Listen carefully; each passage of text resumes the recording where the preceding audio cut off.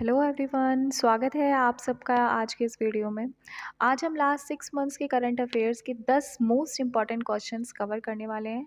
ठीक है, जो एसएससी, रेलवे, डिफेंस, यूपीएससी और भी जितने कॉम्पिटिटिव एग्ज़ाम्स हैं उनके लिए बहुत ही इम्पॉर्टेंट रहने वाला है।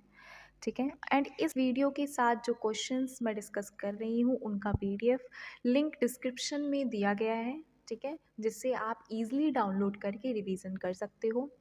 ये questions exam trend, repeated topics और रिसेंट अपडेट्स के बेसिस पर सेलेक्ट किए गए हैं। ठीक है, सो इन्हें इसके बिल्कुल भी मत करिएगा। मैं रिकमेंड करूँगी कि वीडियो को एंड तक देखो। ठीक है, क्योंकि लास्ट के क्वेश्चंस भी एग्ज़ाम के पॉइंट ऑफ व्यू से काफ़ी इंपॉर्टेंट हैं। चलिए बिना टाइम वेस्ट के हम स्टार्ट करते हैं क्वेश्चन नंबर 1 से। ठीक है,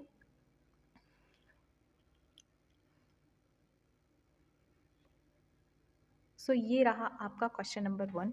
which city secure the first rank in स्वच्छ सर्वेक्षण 2025? ठीक है, which city secured the first rank in स्वच्छ सर्वेक्षण 2025? तो इसका आंसर है इंदौर, मध्य प्रदेश। मध्य प्रदेश में इंदौर एक सिटी है, ठीक है, जिसने लगातार 8वीं बार यह गौरव हासिल करा है।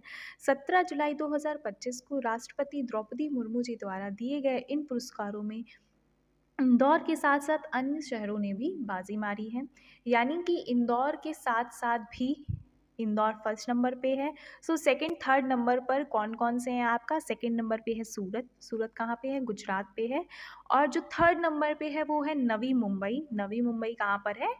महाराष्ट्र में है। ठीक है, इंदौर की जीत का राज क्या है? आखिर मतलब 8वीं बार वो जीता है, लगातार वो जीत ही रहा है। सो आखिर ऐसा है क्या कि वो इतना ज़्यादा स्वच्छ सिटी क्यों है? वाई?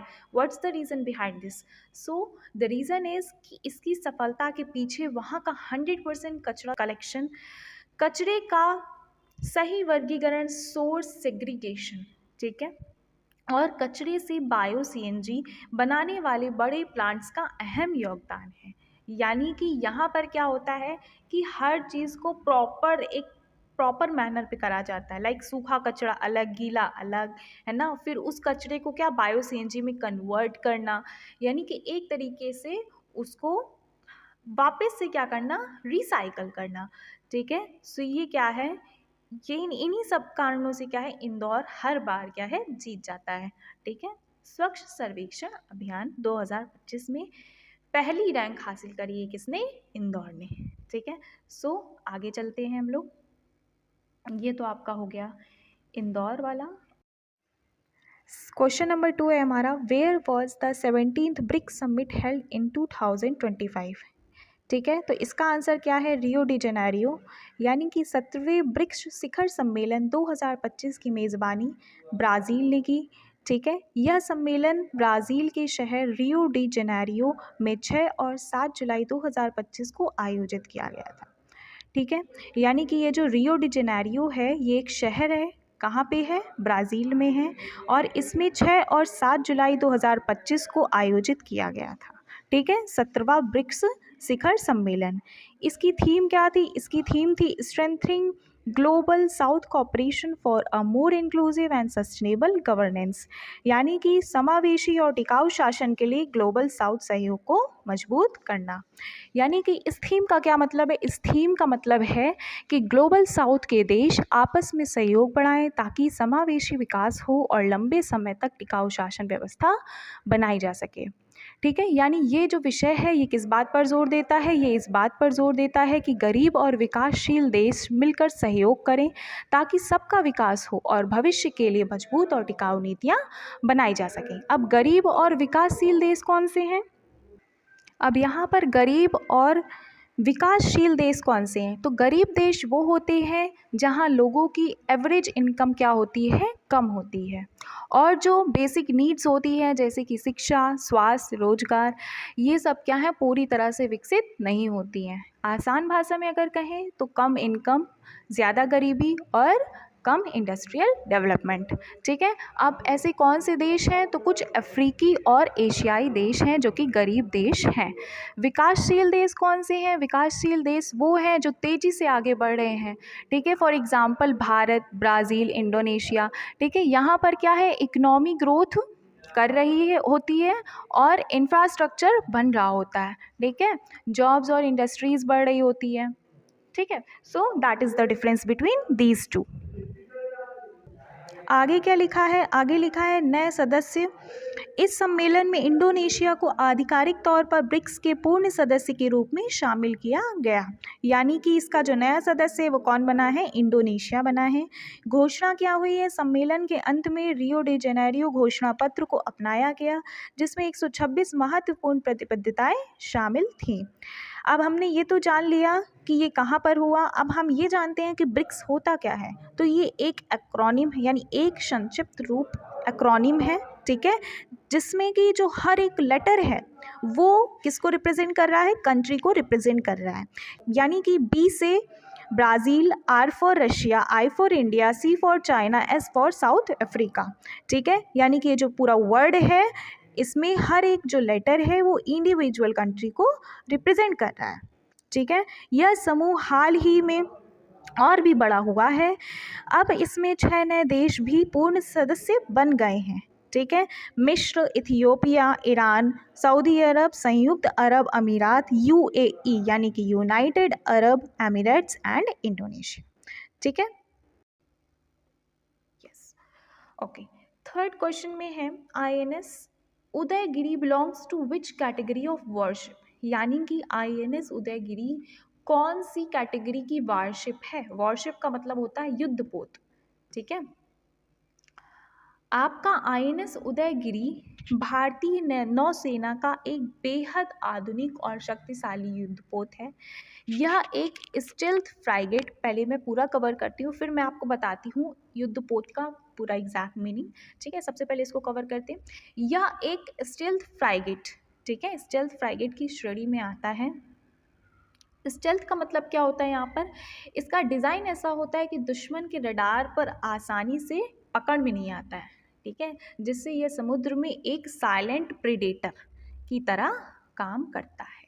यह जहाज प्रोजेक्ट 17A के तहत, ठीक है, प्रोजेक्ट 17A उसको भी अभी हम डिस्कस करेंगे। ठीक है, इसके तहत भारत में ही बनाया गया है, जो आत्मनिर्भर भारत का एक बड़ा उदाहरण है। यह आधुनिक सेंसर से लैस एक मल्टी रोल बहुउद्देशीय युद्धपोत है। ठीक है, यानी कि इसको बहुत सारे पर्पसेस के लिए यूज़ करा जाता है। अब देखते हैं प्रोजेक्ट 17A क्या होता है। सो प्रोजेक्ट 17A हमारा है कि इसको भारत सरकार की एक नौसैनिक योजना है ये। ठीक है, जिसके अंतर्गत भारतीय नौसेना के लिए अत्याधुनिक स्टेल्थ युद्धपोत यानी कि स्टेल्थ फ्राइगेट्स बनाए जा रहे हैं इस प्रोजेक्ट के अंदर।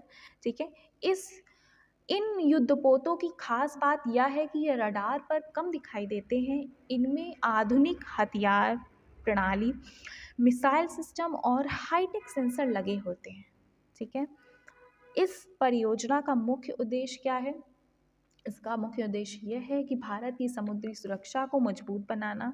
ठीक है, स्वदेशी रक्षा निर्माण, मेक इन इंडिया, ठीक है, को बढ़ावा देना और नौसेना की युद्ध क्षमता को आधुनिक बनाना। ठीक है, नौसेना का मतलब क्या है, यहाँ पे नेवी है। ठीक है, प्रोजेक्ट 17A को भारत सरकार के रक्षा मंत्रालय, मिनिस्ट्री ऑफ डिफेंस और भारतीय नौसेना द्वारा शुरू किया गया। ठीक है, इसको किसने शुरू करा, इसको भारतीय नौसेना के द्वारा और मिनिस्ट्री ऑफ डिफेंस यानी कि रक्षा मंत्रालय के द्वारा शुरू किया गया। इस परियोजना की औपचारिक शुरुआत वर्ष 2015 में हुई थी। ठीक है, अब जैसा कि मैंने कहा युद्धपोत यानी कि वॉरशिप, तो इसका क्या मतलब क्या है, इसका क्या काम होता है। युद्ध के लिए बनाई गई समुद्री जहाज। ठीक है, युद्ध के लिए बनाया गया समुद्री जहाज होता है ये। ठीक है, ये कोई सामान्य जहाज नहीं होता है जैसे जनरली कोई भी जहाज हो। ठीक है, शिप्स वगैरह होते हैं वो, ऐसा ये जनरल शिप नहीं होता है, बल्कि इसे विशेष रूप से नौसेना यानी नेवी के लिए समुद्र समुद्री लड़ाई लड़ने के उद्देश्य से बनाया जाता है, ठीक है, यानी कि नेवी की लड़ाई के लिए आपके समुद्री लड़ाई लड़ने के लिए नेवी के लिए बनाया जाता है। ओके, और ये जो वॉरशिप्स होते हैं इनकी क्या क्या क्वालिटीज़ होती हैं? ये जो युद्धपोत होते हैं ये भारी हथियारों से लैस होते हैं, जैसे कि मिसाइलें, तोपें, है ना, गन्स, टॉर्पीडो और रॉकेट। अब इनकी जो बॉडी है वो बहुत ही मजबूत होती है, ठीक है। क्यों मजबूत होती है? जिससे कि दुश्मनों के हमले को ये अच्छे से झेल सके। इनमें रडार और सेंसर लगे होते हैं जो दुश्मन को पता लगाते हैं कि पता चल जाता है कि इधर दुश्मन है, ठीक है। इनका काम समुद्री सीमाओं की रक्षा करना होता है, ठीक है, दुश्मनों के जहाज को नष्ट करना और युद्ध के समय विमानों या पनडुब्बियों का मुकाबला करना होता है। पनडुब्बियों यानी कि सबमरीन, ठीक है। अब अगले क्वेश्चन की तरफ चलते हैं। अगला क्वेश्चन क्या है? अगर आपका कोई भी डाउट होता है सो आप मुझे कमेंट करके पूछ सकते हो। ओके, नेक्स्ट क्वेश्चन है, India signed a trade agreement with which country in December 2025? ठीक है, सो इसका आंसर है ओमान, यानी कि इंडिया ने दिसंबर 2025 में किसके साथ ट्रेड एग्रीमेंट करा है, यानी व्यापार समझौता कौन से देश के साथ करा है? सो ओमान के साथ करा है भारत ने, ठीक है। अब आगे देखते हैं क्या लिखा है। भारत ने 18 दिसंबर 2025 में ओमान देश के साथ व्यापार समझौता किया, ठीक है, ट्रेड एग्रीमेंट करा।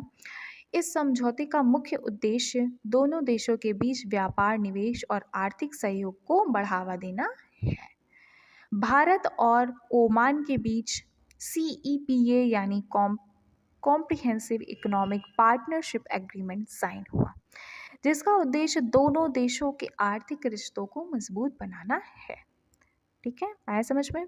अगर आपको कुछ भी डाउट हो सो आप कमेंट करके पूछ सकते हो। ओके, मैप में देखें तो ओमान पश्चिम एशिया में अरब प्रायद्वीप, अरब पेनिनसुला, ठीक है, इसको इंग्लिश में क्या बोलते हैं? अरब प्रायद्वीप को। ये आपका जो है, ठीक है, जिसमें ऐसे मैं कर रही हूँ अरब प्रायद्वीप, ठीक है, इसको हम क्या बोलते हैं? अरब पेनिनसुला। ओके, ओमान पश्चिम एशिया में अरब प्रायद्वीप के दक्षिण पूर्वी हिस्से में स्थित है। इसके उत्तर में UAE, पश्चिम में सऊदी अरब और दक्षिण में यमन है, जबकि पूर्व दिशा में अरब सागर और ओमान की बड़ी खाड़ी स्थित है, ठीक है। अब इसको याद कैसे रखेंगे कि इसके ना नॉर्थ में क्या है, वेस्ट में क्या है, साउथ में क्या है, ईस्ट में क्या है? सो इसके नॉर्थ में UAE, यूनाइटेड अरब एमिरेट्स है, ओके, वेस्ट में है सऊदी अरेबिया, साउथ में है यमन एंड ईस्ट में है अरेबियन सी। ओके, ठीक है। अगला क्वेश्चन क्या है हमारा? Which ministry launch the Sujalam Bharat app, यानी कि कौन सी मंत्रालय ने लॉन्च करा है सुजलम भारत ऐप को? सो मिनिस्ट्री ऑफ जल शक्ति, यानी जल शक्ति मंत्रालय ने इसको लॉन्च करा है, ठीक है। सुजलम भारत ऐप को भारत सरकार के जल शक्ति मंत्रालय, एक मिनट, जल शक्ति मंत्रालय द्वारा लॉन्च किया गया। इस ऐप का उद्देश्य पानी की बचत, जल प्रबंधन और लोगों में जल संरक्षण के प्रति जागरूकता बढ़ाना है, ठीक है। सुजलम भारत ऐप को जल शक्ति मंत्रालय ने 10 दिसंबर 2025 को लॉन्च किया, जिसका उद्देश्य, कब लॉन्च करा? 10 दिसंबर, ठीक है, कब लॉन्च करा? 10 दिसंबर को लॉन्च करा, ठीक है, जिसका उद्देश्य जल संरक्षण और पानी के सही प्रबंधन को बढ़ावा देना है, ठीक है। आया समझ में? चलते हैं नेक्स्ट क्वेश्चन की तरफ। सो नेक्स्ट क्वेश्चन में क्या है? Which country hosted the G20 summit, G20 summit 2025? तो इसका आंसर क्या होगा? साउथ अफ्रीका, ठीक है, साउथ अफ्रीका। G20 समिट 2025 का आयोजन 22 और 23 नवंबर 2025 को दक्षिण अफ्रीका में किया गया था, जिसमें दुनिया की प्रमुख अर्थव्यवस्थाओं के नेता शामिल हुए। यह सम्मेलन जोहान्सबर्ग शहर में आयोजित हुआ था, ठीक है। आपका ये जो G20 है ये होता क्या है, जिसको जिसको नहीं पता है सो उनको बता दूं मैं कि जो जो G20 है आपका, इसका पूरा नाम क्या होता है, ग्रुप ऑफ 20। ठीक है, यह दुनिया के 20 प्रमुख देशों का एक समूह है जो हर साल मिलकर वैश्विक आर्थिक और सामाजिक मुद्दों पर चर्चा करता है। ठीक है, G20 शिखर सम्मेलन होता क्या है आखिरकार?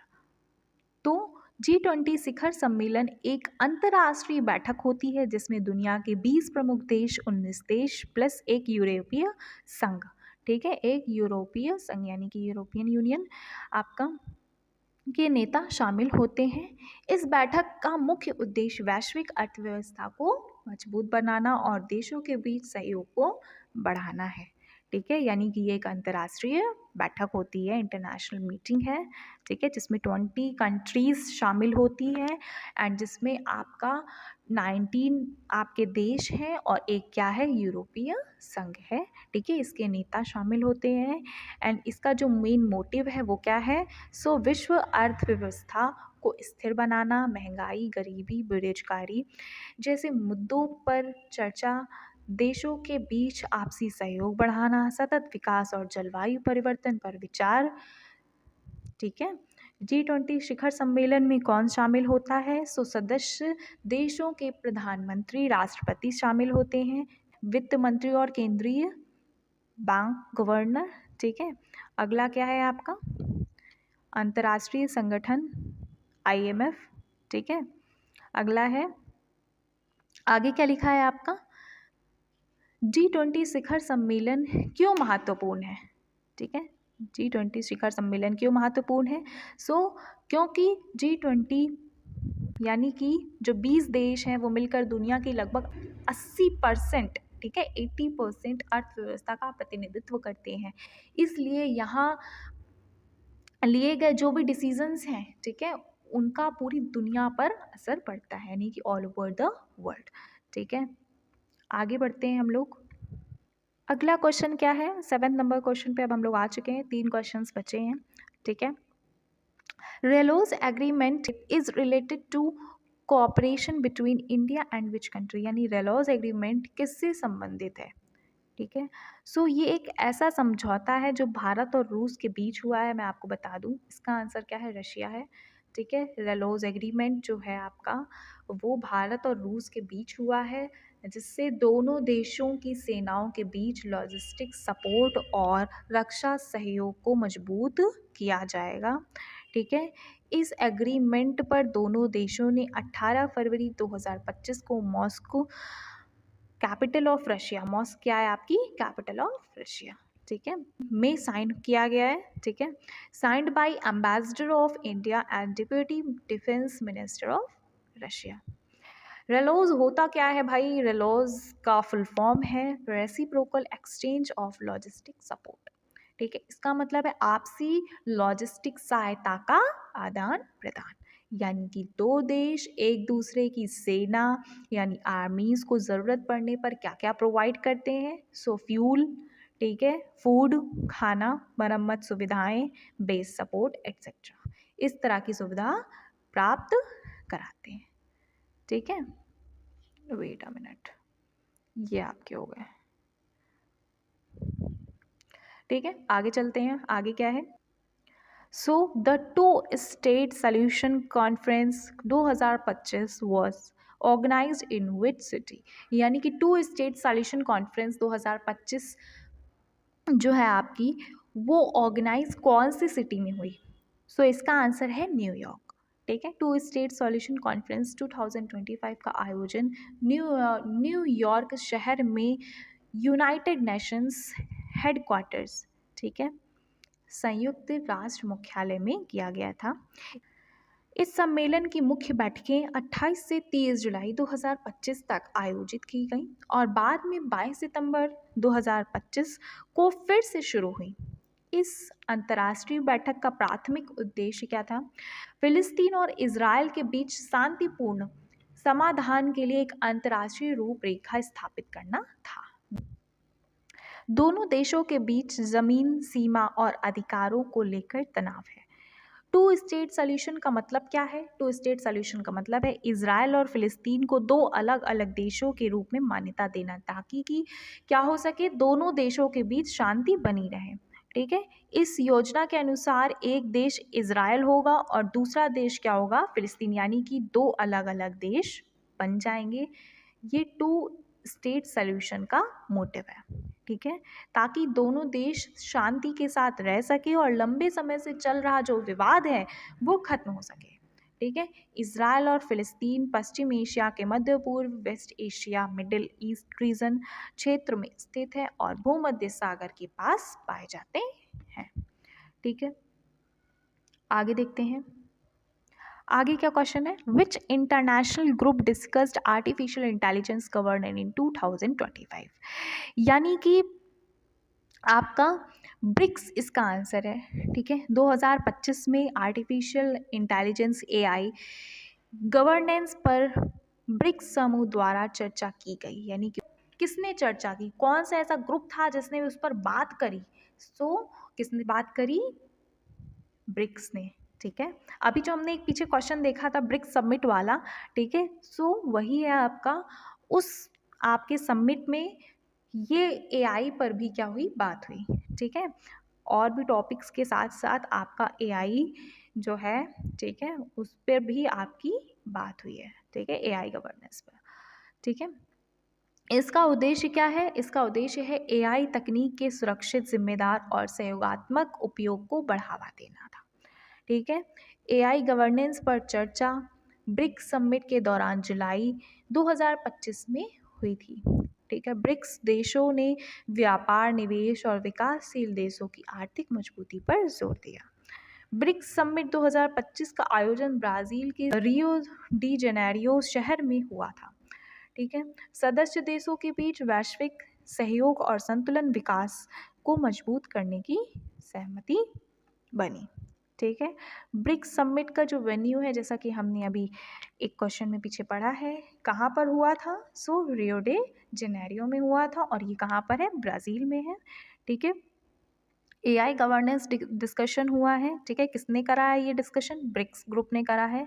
ठीक है, आगे क्या है, फोकस एरिया क्या है? Economic cooperation and global development. ठीक है, आगे देखते हैं आगे का question. Question number 10, question number 10 में क्या है, which terror incident in 2025 led to India Pakistan tension? ठीक है, इसका आंसर क्या होगा? पहलगाम, यानी कि कौन सा ऐसा आतंकवादी एक इंसिडेंट है, घटना है, ठीक है, जो 2025 में हुई, जिसने कि इंडिया और पाकिस्तान के बीच में क्या है, थोड़ा सा एक स्ट्रेस को क्रिएट करा। ये क्या है इसका आंसर? पहलगाम है। ठीक है, यह पहलगाम आतंकी घटना 22 अप्रैल 2025 को हुई थी। पहलगाम कश्मीर में है। ठीक है, कश्मीर का एक हिल स्टेशन है, टूरिस्ट स्पॉट है ये, और ये कहाँ पर है? जम्मू और कश्मीर, यानी कि भारत में। आपका प्रसिद्ध कारण भाई यहाँ पर जो हमला हो रहा है, व्हाट्स द रीज़न बिहाइंड कि यहाँ पर हमला करा?